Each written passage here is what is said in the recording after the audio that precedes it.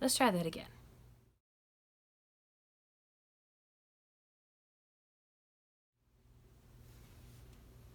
Hello YouTube world, how you doing? Welcome to another edition of Sun Dragon Tips and Tricks.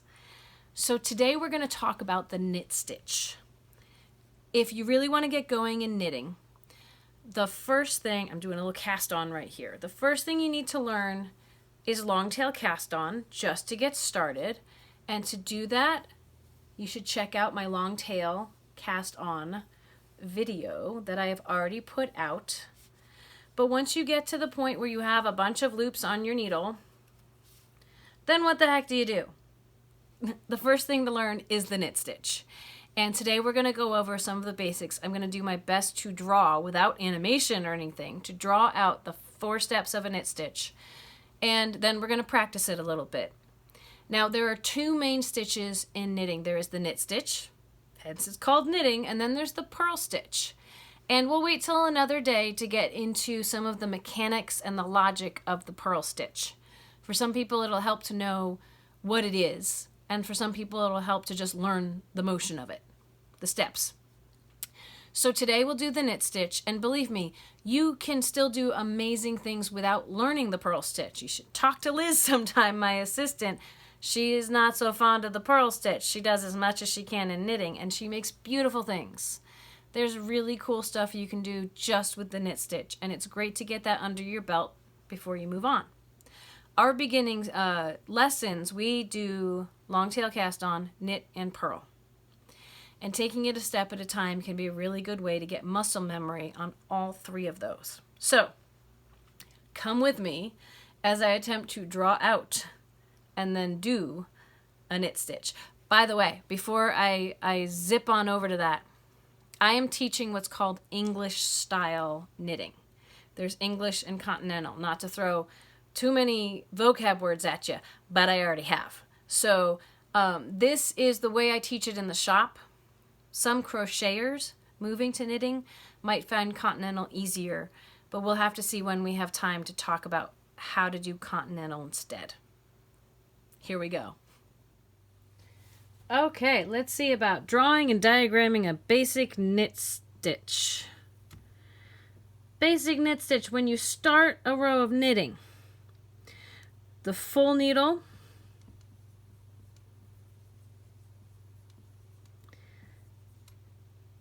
is going to be in your left hand,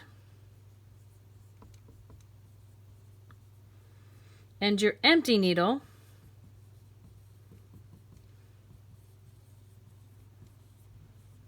will be in your right hand.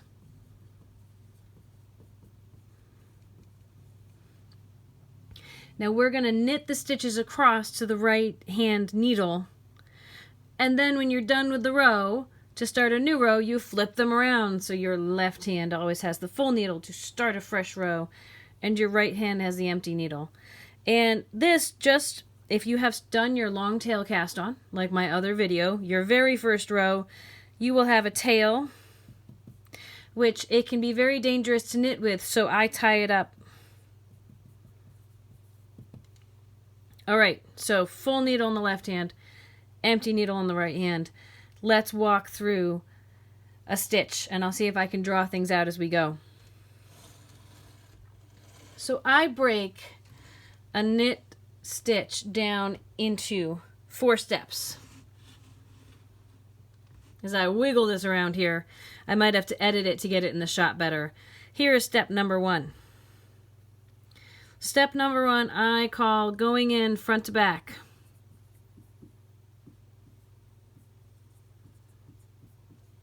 Because you have these front sides of the loops that are on your needle. What is facing you is the front side. And you're going to push your right hand needle into this first stitch.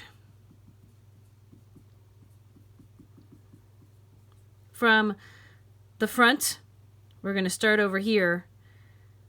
Start right there, you're going to cross underneath and go towards the back. I'll demonstrate this in a second. But what happens when you push your needle in, it will go underneath. And here's my rule of thumb, I always keep things crossed 90-degree angle can really help. What will happen when you go in, let me take the stitch out of here for a second. We'll be working with the stitch, but when you go in front to back, your needle will push underneath. This will wrap around. If I can get my sides to look straight, it goes in from the front to the back. Boop. Take that out. Okay. It almost also, you can think about it starting on the left side of the stitch to push in from front to back. So that is step 1, front to back. Step 2. This is the position everything will be in after step 1. Step 2 is to take your yarn. We are going to do the wraparound. We're going to go around and between your needles with the yarn. So the yarn is going to go around the back side and between. Around, all the way around the back and between the 2 needles.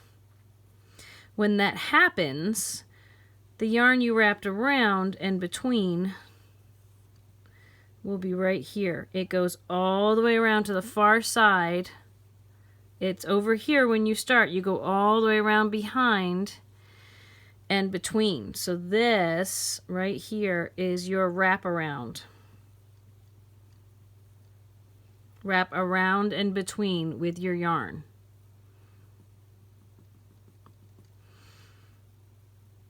All right. Step 3, you're going to pull the wrap under to the front. To front. You're going to pull the wrap around, which is right here. Remember, we drew that in the last one. Under to the front. I call this backing out the way you came in.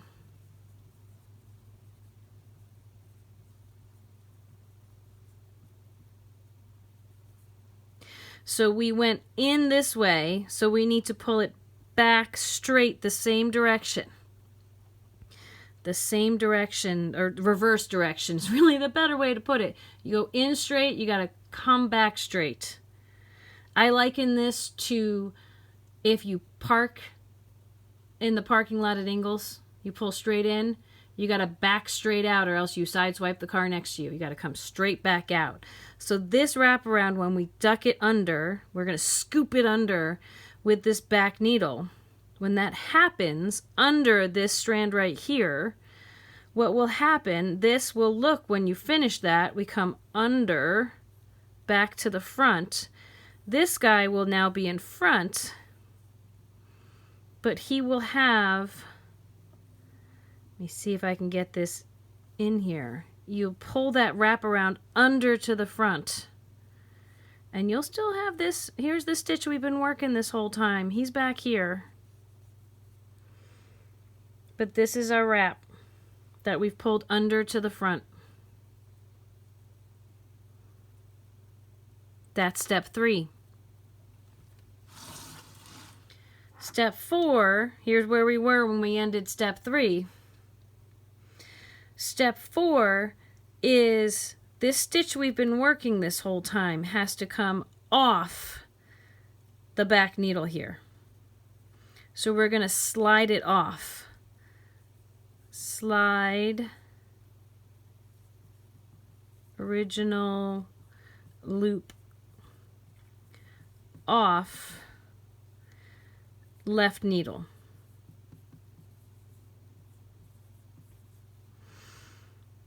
And if I can try to draw that a little bit, what we'll end up with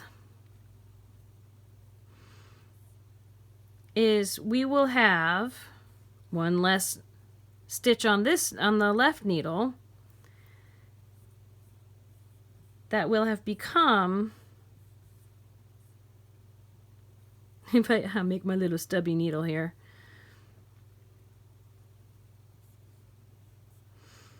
we have a new loop on the right needle.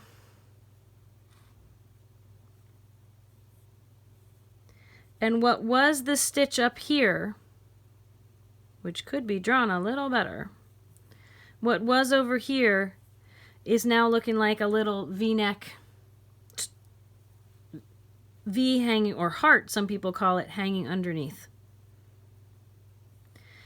Best attempt to draw it as we go what is happening here. I'll put this at the end as well once it's got its finished 4 stitches, 4 steps. Okay, let's show you that in real life. Here is my tail that I've tied up. I have my stitches for my long tail cast on. I'm going to get it up to the tip. The closer to the tip you are, the more control you have. Use your fingers if you need to. First, step 1. I'm going to push from front, starting on the left side of that needle, to the back. I find it's really helpful because now I have to wrap around. I have to let go of this needle, so I have these fingers free. I reach out just a couple of fingers from my left hand to grab it. I go whoop. I'm teaching you English style, by the way. I'll try to mention that at the beginning. There are different ways to knit. This is the English style. We're going to wrap around and between with the yarn. Then I have to kind of grab the yarn and the needle and try to brace a little bit of tension so it doesn't fall off. Step 3 is to scoop that wrap around under to the front. And step 4 is to slide the stitch we've been messing with this whole time off of my left needle. And there is my little V-neck. Let's do it one more time, at least. Front to back. First step, wrap around and between. My second step, scoot under that wrap around to the front. That is step 3. And slide it off is step 4. Once again, and again, keep things close to the tips. Your fingers can help things from falling off. Front to back, wrap around and between, scoot back under to the front, scoop it, slide off the left needle, what we've been working on. Look at those knit stitches. Awesome. Once again, under, front to back, brace things with my left hand so I can wrap around with my right. Scoop that wrap around back under to the front and take it off. Knock it off your left needle. That's step 4. All 4 steps being done cleanly lead to good stitches and no holes and no craziness on your next row. 2, 3, 4, 1, 2, 3, 4. Notice I am not tightening this up once I get it over here because it will get tightened by going 1, 2, my wraparound will pull these snug.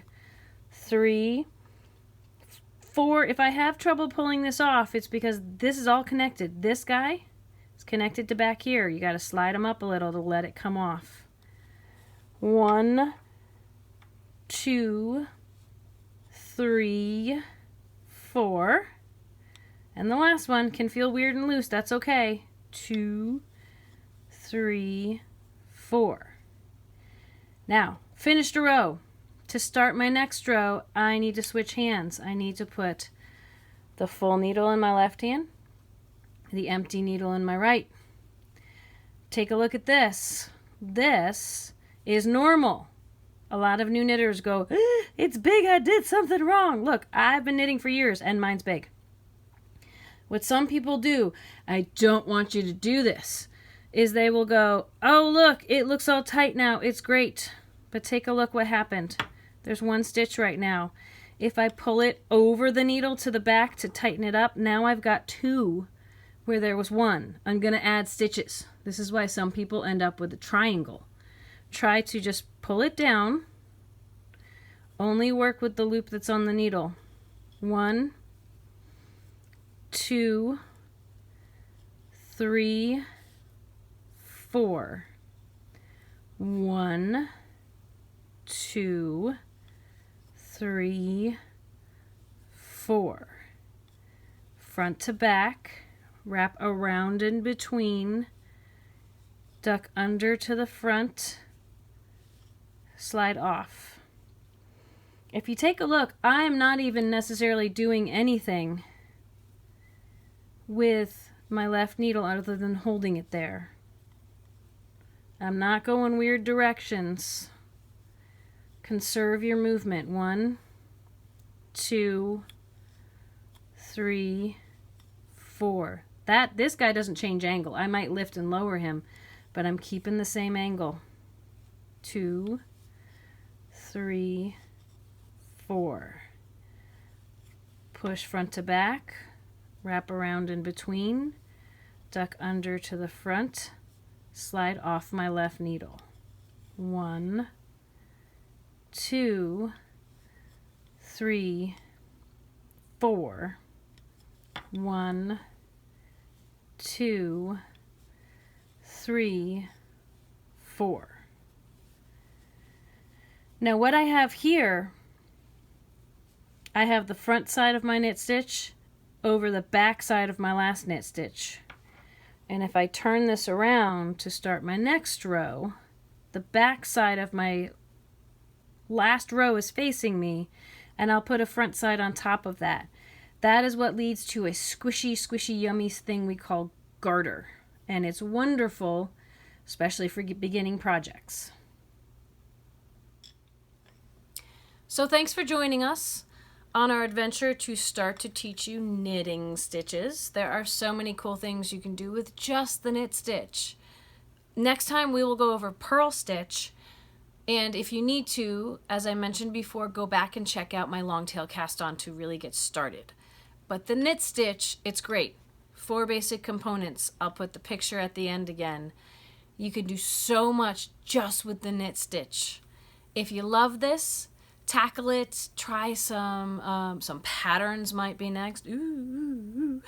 I love knitting. Knitting and purling, once you know both of those, the sky's the limit in terms of what patterns you can tackle. We love to support you all in your crafting journeys. I hope you will consider supporting us by subscribing or sharing this with friends or watching it more times and watching it with other people when it's safe to do so. And you consider taking a one-on-one appointment with us. If you can't come into the shop because you're not local or you're not feeling safe because there's stuff going around, we are working on making one-on-one appointments with people that we can telecommute like this. So contact us and we'll see what we can set up. Appointments are $15 a session. We have class sessions and class project fees that start at $25. One-on-one help is wonderful because then we can be encouraging or we can give you tips on how to do stuff better. Nothing beats that, but this is the foundation to get you going. So may your crafting be adventurous and courageous and with lots of confidence, and let us know how we can help. Thanks so much for joining us today.